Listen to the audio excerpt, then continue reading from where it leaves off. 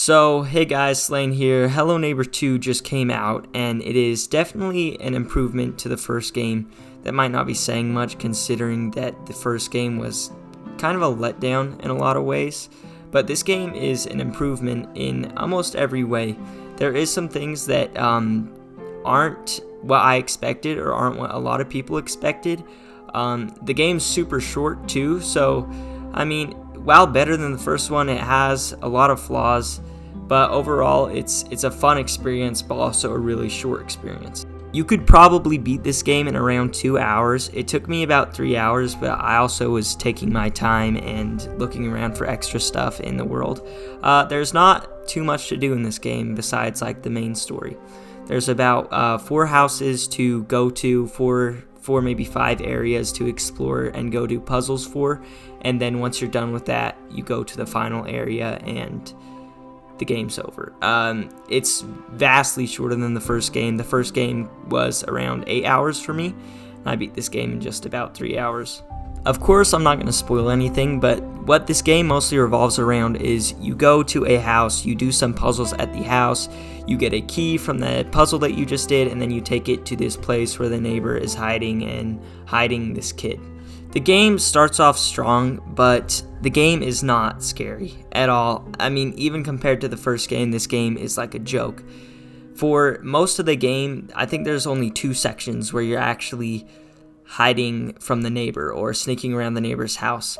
They completely ditched the bird character from the alphas, so now for most of the game you're going around this neighborhood and just sneaking into random people's houses, and for some reason these characters have items or keys that go to the neighbor's house. I'm guessing maybe because the neighbor put them there. It still doesn't really make sense, but this game has completely ditched that dark, kind of mysterious tone the first game had, and that mystery that what is the neighbor doing and all this. It's way more linear.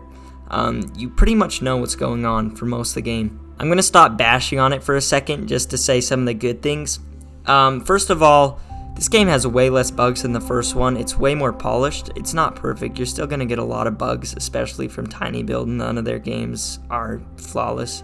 The graphics are amazing, especially on PC. I started this game on Xbox, and unfortunately, the frames, the motion blur, all just doesn't feel well.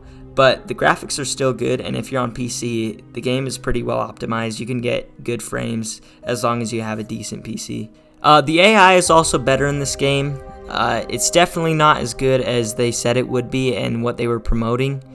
It's better. It's not perfect though. There's times in the game where I'll be hiding behind a glass wall and the character can't see me, or the AI will just sit there and stand there for seconds. Definitely not perfect. The different areas are all pretty cool. There's a bakery. There's pretty much like this redneck's house. You can go to them. You do puzzles in them. But the problem with them is they're not scary.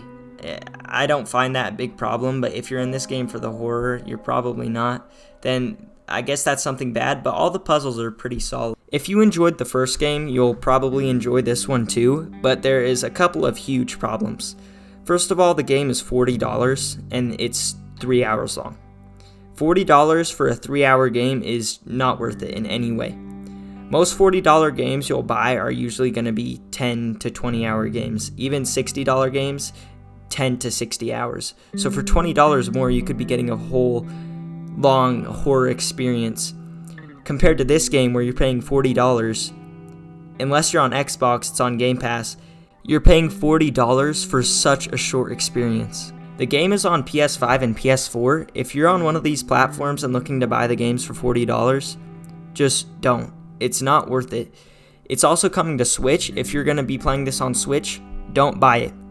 The best thing I could say if you don't have an Xbox is stream it through xCloud and buy a $1 Game Pass subscription. And if you're on PC, of course you can buy Game Pass for PC. That's the way I did it, and that's really the only way it's worth it.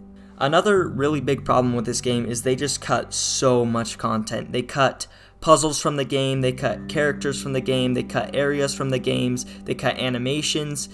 Pretty much a lot of the stuff that we saw in other trailers. Even the launch trailer has animations that aren't even in the game. When you get caught by any character, it's still the same animation from the last game. You get caught, the guy looks at your face. In the trailer, they had him doing special stuff. The bird character that was shown in other alphas, he's in this game in the very opening cutscene for 1 second. He doesn't show up once later. Huge plot hole. The other stuff they showed in the trailer is featured in the game's paid DLCs. The game is $40 for 3 hours, and these DLCs aren't even included in the game. They are making you pay another $20 to get these super short DLCs. I don't know why they thought it would be a good move to take the DLCs and make them into DLCs.